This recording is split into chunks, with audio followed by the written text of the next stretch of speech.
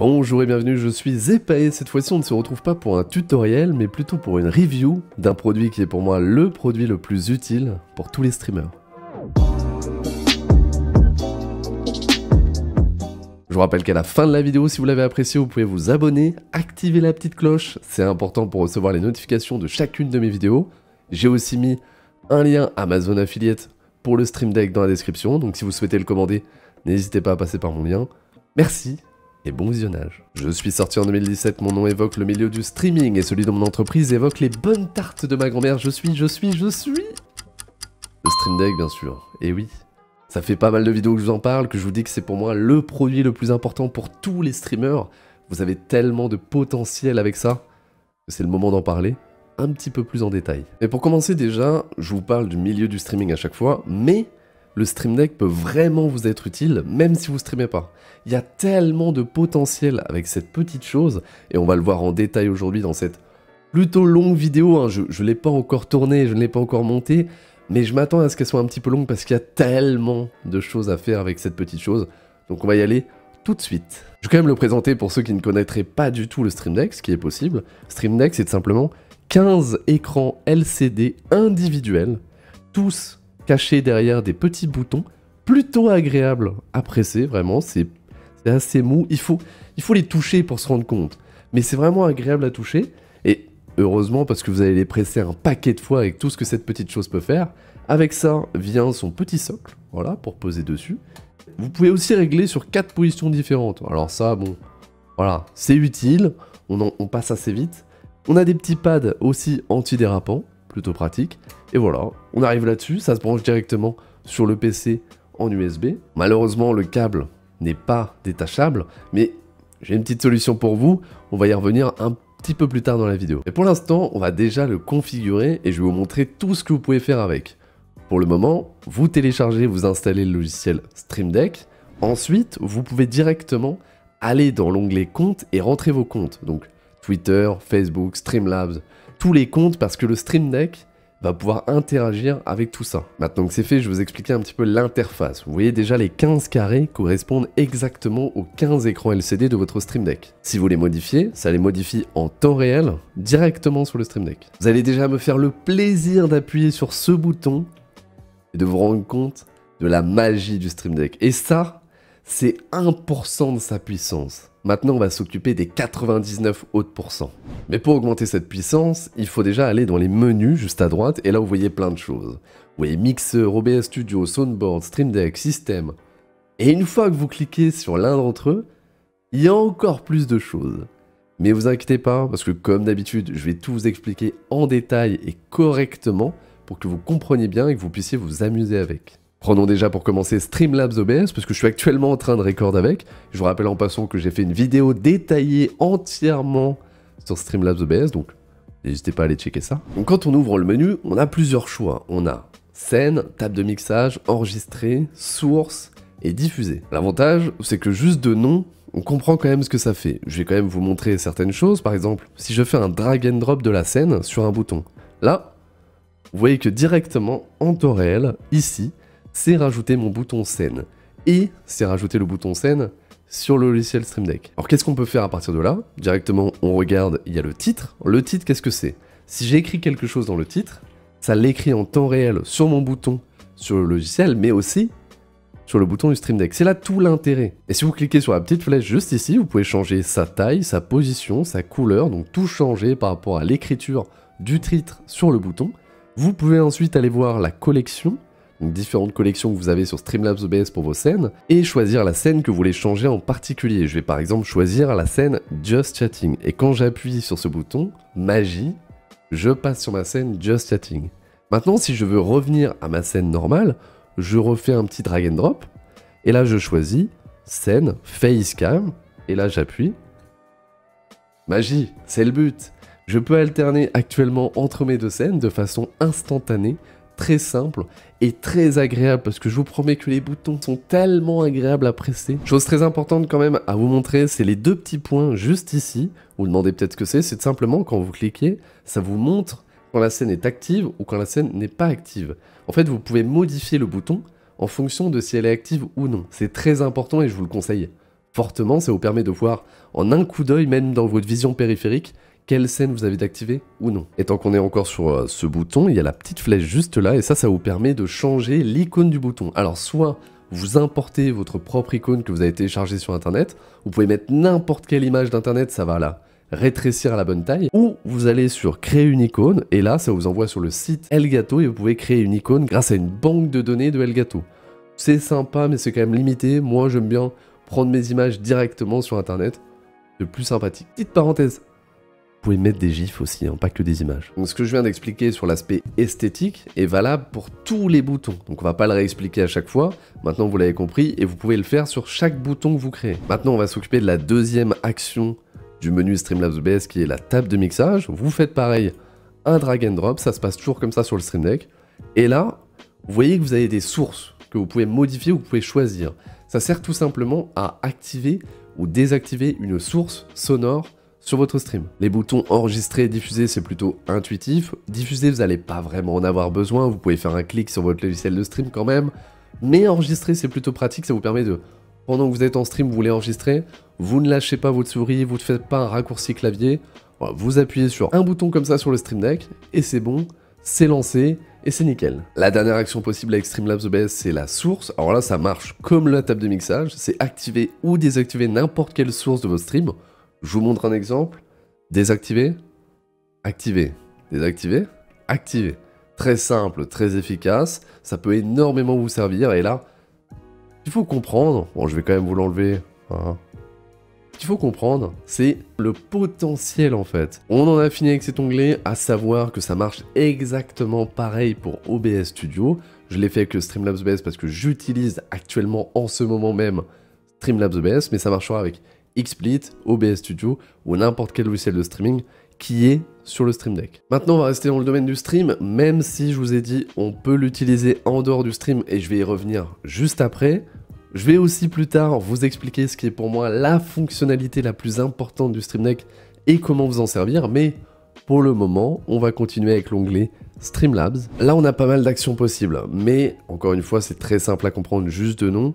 On a ignoré l'alerte. Alors, pourquoi on voudrait ignorer l'alerte? Simplement, il y a des petits malins qui peuvent s'amuser quand ils vous font un don ou un sub, et que vous avez par exemple activé le text-to-speech. Le text-to-speech, c'est simplement faire en sorte qu'une voix lise ce que le viewer a écrit avec son don ou son sub. Et bien il y a des petits malins qui s'amusent soit à mettre des messages pas très politiquement corrects, ou même carrément 50 000 fois le même mot d'affilée pour que ça soit un petit peu agaçant. Donc pour éviter ça, vous cliquez sur ignorer l'alerte, ça va passer à l'alerte d'après. C'est plutôt utile, ça vous servira un jour, c'est sûr et certain, forcément ça sert toujours. Ce qui peut servir aussi, c'est désactiver les alertes. Pourquoi on ferait ça? Par exemple, vous voulez record une vidéo pour la mettre sur YouTube, mais vous ne voulez pas qu'il y ait les alertes tout le temps qui pop, c'est pas ouf pour YouTube quand même. Les viewers de YouTube n'ont pas envie de se taper les alertes du stream. Donc vous désactivez les alertes, vous recordez votre vidéo YouTube, et après vous pouvez les réactiver. Vous pouvez sinon les suspendre, ce qui est plutôt sympa, ça dépend du nombre que vous en avez. La différence, c'est que si vous faites suspendre, quand vous les réactivez, elles vont reprendre à l'endroit où vous les avez suspendues. Alors que si vous faites désactiver, toutes celles qui seront passées pendant qu'elles étaient désactivées passent à l'oubliette. Les actions tourner la roue, afficher les crédits, vider le pot, c'est vraiment des actions très spécifiques du site Streamlabs qui sont pas utilisées par beaucoup de personnes. Moi, ça m'est déjà arrivé d'utiliser tourner la roue et afficher les crédits. Si vous voulez, je vous ferai un tuto explicatif en détail de tout le site Streamlabs. Vous me le dites dans les commentaires et j'en prendrai note. L'avant-dernière action, afficher un média, là encore c'est une fonctionnalité assez spécifique du site. C'est si jamais vous avez autorisé les viewers à afficher une vidéo quand ils font un don ou un sub. Déjà pour commencer, je ne vous conseille pas de faire ça. Trop dangereux. Il y a déjà eu des cas, pas beaucoup mais il y en a eu, de petits garnements qui se sont amusés à passer un contenu qui ne devrait pas passer sur un live parce que malheureusement Streamlabs ne peut pas tout trier. Donc si vous voulez vivre dangereusement, activez-le et dans ce cas-là, mettez ce bouton en évidence parce qu'il pourra vous servir à essayer de sauver votre live à la dernière seconde. Mais moi, je vous conseillerais même pas d'activer ça. Et la dernière action pour Streamlabs, c'est quelque chose que vous n'allez sûrement jamais utiliser. 99% d'entre vous ne vont jamais l'utiliser. C'est simplement pour changer de profil Streamlabs. Je suis même sûr qu'il y en a certains qui ne savaient pas que vous pouviez faire plusieurs profils Streamlabs. Donc un profil Streamlabs, ça veut dire que vous changez vos alertes tout en fonction d'un profil. Donc il n'y a pas grand intérêt de changer de profil comme ça sur Streamlabs. Mais si vous faites partie des 1%, eh bien sachez que l'action est là et que vous pouvez aussi mettre un petit pouce bleu. Pour ce qui est du stream pur, il ne reste plus que 2 onglets à voir. Ensuite, on ira voir les fonctionnalités en dehors du stream et surtout la fonctionnalité qui pour moi est la plus importante du Stream Deck. Je sais, je vous la tease, elle arrive juste après, vous inquiétez pas. Pour l'instant, on s'occupe d'une action extrêmement rapide. L'onglet Soundboard, il y a 2 actions. Lire un son, arrêter la lecture. C'est extrêmement simple. Mais malgré que ce soit simple, c'est sûrement l'action que j'utilise le plus en stream. Parce qu'en fait, vous avez juste à rentrer un fichier MP3 et en une touche, vous pouvez lancer un son ou couper un son. Et moi, je m'en sers beaucoup. Et vous voyez, là, quand on pensez à ça. Je suis sûr qu'il y en a certains d'entre vous, là, maintenant que je leur ai dit ça, ils ont plein d'idées de plein de choses qu'ils pourraient faire en stream. Très marrante, très originale, et c'est le but du Stream Deck, c'est pour ça que je vous dis c'est le périphérique le plus important pour tout streamer, ça vous ouvre un potentiel d'originalité et de contenu infini. Le dernier onglet en rapport avec le stream, c'est celui de votre plateforme de streaming, donc Twitch, Mixer, YouTube. Moi je vais vous montrer Twitch parce que je stream sur Twitch, pour l'instant, et vous voyez déjà qu'il y a pas mal de choses, mais comme d'habitude, je vous montre tout en détail, ça va aller assez vite. La première action, elle vous permet d'envoyer un message prédéfini sur le chat, pas grand intérêt, mais si ça vous sert, elle est là. Juste en dessous, vous pouvez afficher votre compteur de viewers directement sur la touche. Je vous ai déjà parlé de ça, je pense qu'il y a moult personnes qui vous ont déjà parlé de ça. Afficher votre compteur de viewers en direct à un endroit et le regarder, c'est la pire chose à faire. Vous devez stream comme si vous aviez 1 milliard de viewers, ce qui sera peut-être le cas dans 1 an ou 2 grâce à mes vidéos. Mais pour l'instant, que vous ayez 1 viewer ou 1000, vous streamez pareil. Donc aucun intérêt de regarder le nombre de viewers, vraiment. Aucun intérêt à part vous sentir mal quand vous avez moins de viewers, et d'un coup avoir un boost quand vous avez beaucoup de viewers, mais ça n'a aucun intérêt. Si vous êtes inconstant, c'est complètement nul. Effacer la discussion, c'est plutôt simple, vous appuyez, ça clear. Tout le chat, ça peut servir si parfois vous avez des spammers, des bots ou n'importe quoi, ça peut vraiment être utile. Diffuser l'annonce, alors ça, pour l'instant, ça va servir à quasiment personne d'entre vous, mais ça peut servir, ça sert simplement à mettre des pubs sur Twitch. Donc si vous êtes partenaire et que vous pouvez lancer des pubs, eh bien vous avez cette option juste ici pour le faire. Vous pouvez changer le titre du jeu et le titre du flux. Alors on va pas se mentir, il n'y a pas besoin d'une touche sur votre Stream Deck pour faire ça. Je veux bien qu'il y ait un nombre de touches quasiment infini. Je vous expliquerai un peu plus tard pourquoi je dis ça. Mais quand même, on va pas mettre une touche pour changer le titre du jeu et le titre du stream. Vous avez votre dashboard Twitch pour ça. Vous pouvez même maintenant le faire sur votre logiciel de stream, comme avec Streamlabs OBS. Donc essayez de garder les boutons pour des choses un minimum importantes, notamment la prochaine action qui va être importante pour beaucoup de streamers, mais pas forcément vous, pas forcément moi, mais beaucoup de streamers, c'est le sub-chat. Simplement, vous appuyez sur un bouton et ça met votre chat en sub mode. Ça peut être utile, encore une fois, il faut vraiment avoir beaucoup de viewers. Moi, je comprends pas les streamers qui ont 50, 100 viewers et qui font du sub-only. Mais chacun fait ce qu'il veut, chacun stream de la façon dont il a envie. Mais moi, je vous le conseille pas. Le slow chat, c'est pour ajouter un petit délai entre chaque message de chaque viewer. C'est plutôt sympa, encore une fois, si vous avez beaucoup de viewers. Le follower chat. Alors ça, même si vous êtes un petit streamer, ça peut vous être utile. Simplement pour éviter les bots. Et oui, parce que des fois, surtout en ce moment, il y a pas mal de bots qui traînent sur Twitch. Des bots plus ou moins bienveillants, surtout des malveillants. Du coup, si vous voulez éviter les bots, le mieux c'est de mettre un follower chat. Vous êtes comme ça obligé d'être follow à votre chaîne pour pouvoir parler dans le chat. Ça évite un petit peu les mésaventures du début. L'emote chat. Alors l'emote chat c'est très rigolo, vous n'allez pas l'utiliser souvent, mais c'est très rigolo. Ça permet en fait que les viewers soient obligés d'utiliser des emotes pour parler. Ils n'ont plus le droit d'écrire. Donc voilà, ça peut donner des situations plutôt rigolotes, mais c'est pas non plus un truc que vous allez vous en servir 50 fois. Les 3 prochaines actions, donc créer un repère de flux, créer un clip, ouvrir le dernier clip. Ça va surtout vous servir si vous voulez exporter votre contenu sur d'autres plateformes, notamment YouTube. Par exemple, si vous appuyez sur le bouton « Créer un repère de flux », ça va, sur votre rediffusion dans votre dashboard, créer un repère pile au moment où vous avez appuyé. Pour ça, bien sûr, il faut que vous soyez en live, et ça vous permet de retrouver facilement les moments les plus importants de votre stream, et ensuite pouvoir en faire notamment des best-of, ou carrément des vidéos entières sur YouTube. Maintenant qu'on a terminé tous les onglets en rapport avec le stream, on va maintenant pouvoir s'attaquer à la base même du Stream Deck, et ce qui fait que même vous qui ne streamez pas, quoi que vous fassiez, ça peut vous être utile. Et pour ça, on va aller directement sur l'onglet Stream Deck. Là, la première chose, qui est une des choses les plus importantes du Stream Deck, mais pas encore la plus importante, ça va venir, une des choses les plus importantes, c'est créer un dossier. Qu'est-ce qui se passe quand je crée un dossier? De base, vous avez 15 touches sur le Stream Deck. Mais si j'appuie sur le dossier, vous avez maintenant 14 nouvelles touches. Et si je remets un dossier, et que j'appuie sur ce dossier, vous avez 14 nouvelles touches. Et c'est pour ça que tout à l'heure, je vous disais qu'il y a un nombre de touches infini. Oui, vous n'avez pas juste 15 touches pour 150 €, sinon ça ferait un petit peu cher la touche quand même. Non, là, et puis je peux revenir bien sûr en arrière en appuyant sur la flèche, là vous avez un nombre de touches infini. Alors quand je dis infini, le but, surtout si vous êtes en plein stream, ce n'est pas de rentrer dans 50 dossiers pour enfin trouver l'action que vous voulez faire. Non. Mais déjà, rentrer dans 2 ou 3 dossiers max, ça vous fait énormément de touches possibles et c'est très simple à faire. Moi personnellement, je navigue entre 2 et 3 dossiers pendant mon stream pour différentes animations et ça marche très bien. Ce qui marche assez bien aussi, c'est la deuxième action, changer de profil. À quoi ça sert?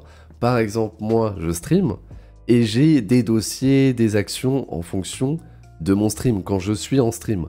Mais quand je suis pas en stream, j'ai pas envie d'avoir toutes ces actions, tous ces dossiers, tout ça, alors que je ne stream pas.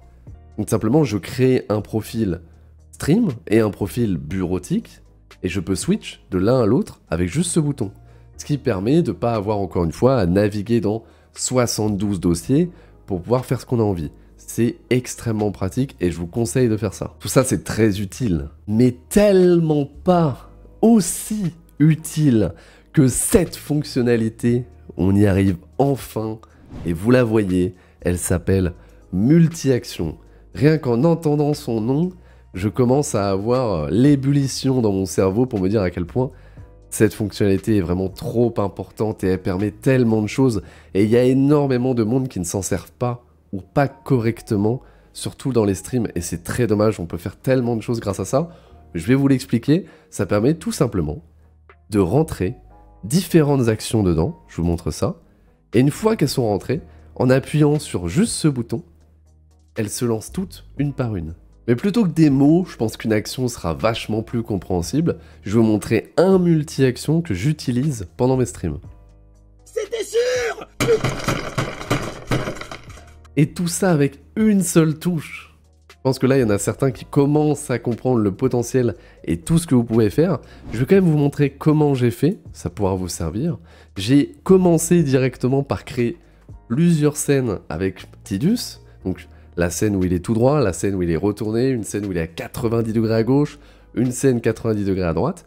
Une fois toutes ces scènes créées, j'ai tout simplement à les mettre ici, dans mon multi-action. Bon, moi, vu que je mets un son qui est plutôt connu, et il faut que je suive le son, hein, j'ai décidé que je voulais changer de caméra à chaque fois qu'il tapait avec son poing sur la table. Il faut que je respecte des choses. Par exemple, je commence, quand j'appuie, ça met la scène sur Tidus normal. Ensuite, ça lit le son grâce à l'action Soundboard. Ensuite, je mets un petit retard parce qu'il commence pas par taper du poing. D'abord, il dit quelque chose. Au bout d'une seconde de retard, j'enchaîne directement 3 changements de scène parce qu'il va assez vite. Ensuite, son poignet commence à ressentir un petit peu la douleur. Donc, il y a un petit retard de 100 millisecondes. Une autre scène, un petit retard de 150 millisecondes parce que là, le poignet commence vraiment petit à petit à avoir un petit peu de mal. Une autre scène, puis un retard, puis une autre scène. Et voilà comment j'ai fait pour faire cette animation que je peux lancer n'importe quand en live avec une seule touche. Et je pense que c'est pas quelque chose que vous avez vu souvent sur un stream, ou peut-être que vous n'avez jamais vu, et pourtant c'est faisable extrêmement facilement. Et vous pouvez faire tellement de choses, mais les gens n'ont pas vraiment conscience de ce bouton multi-action et de tout ce qu'il peut faire. Tout ça pour vous dire que avec le multi-action, le potentiel du Stream Deck devient infini. Mais même sans aller jusque-là et faire des animations, une chose qui va vraiment être pratique pour beaucoup de monde, pas que les streamers, mais je vais vous prendre mon exemple.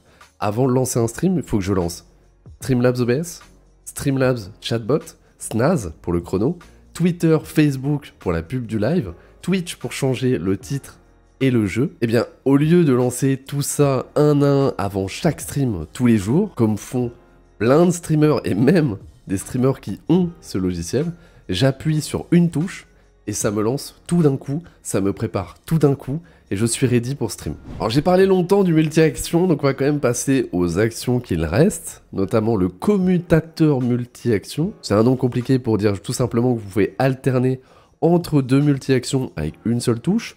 Juste en dessous, action aléatoire. C'est écrit dessus, c'est facile. Vous rentrez des actions dans le bouton et quand vous appuyez dessus, ça tire au sort une action et ça la fait. Ça peut servir, je ne vous le conseillerais pas. Personnellement, j'aime bien que ce qu'il se passe sur mon stream, je l'ai décidé et je sache quand est-ce que ça va arriver. C'est une question de timing. Mais ça peut vous servir d'avoir quelque chose d'aléatoire, ça peut être fun, ça peut être sympa, donc vous pouvez le mettre. Juste en dessous, un minuteur, ça peut être pratique de mettre un minuteur, même s'il y a 1 milliard d'autres façons de le faire, donc je sais pas si ça vaut le coup d'utiliser une touche pour le minuteur, mais si vous avez une utilité, faites-le.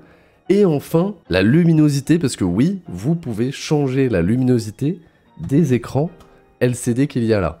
Vous pouvez le faire directement dans la petite roue juste ici, plutôt que d'utiliser un des 15 boutons pour ça. Honnêtement, ça ne sert à rien. Par contre, ce qui sert, c'est le dernier onglet, parce qu'on a presque fini. Je sais, c'était long, pour vous comme pour moi, mais c'était tellement important de faire cette vidéo, parce qu'il y a trop de gens qui ne connaissent pas le Stream Deck, et surtout trop de gens qui pensent que c'est réservé au streaming, alors que pas du tout.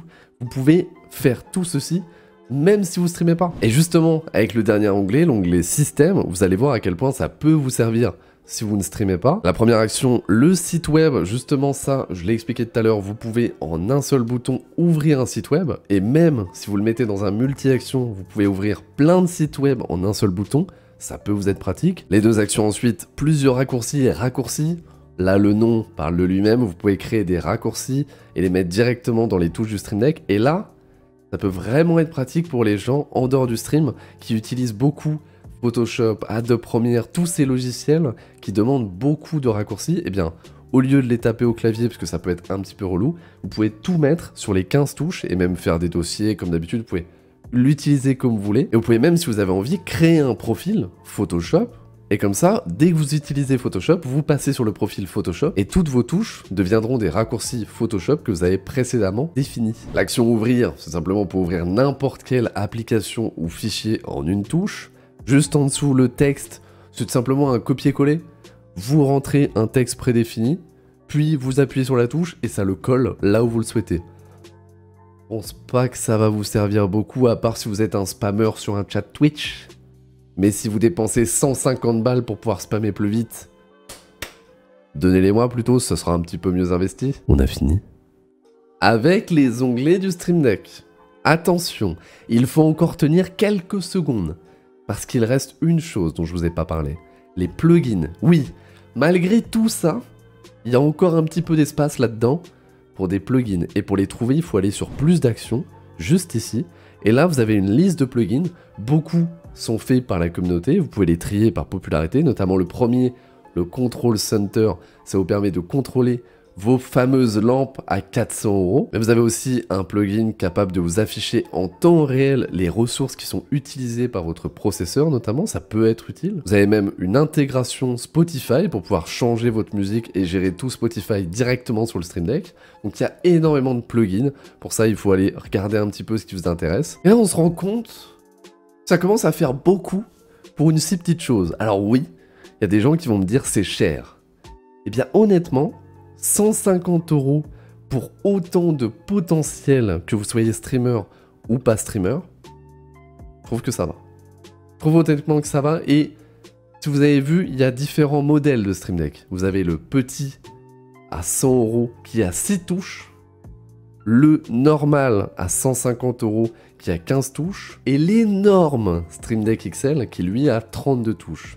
Mais il coûte 250 €. Donc il faut essayer de voir ce qui va vous intéresser, ce qui va être utile pour vous. Honnêtement, je vous conseillerais pas d'acheter le petit. 6 touches, c'est vraiment très très peu.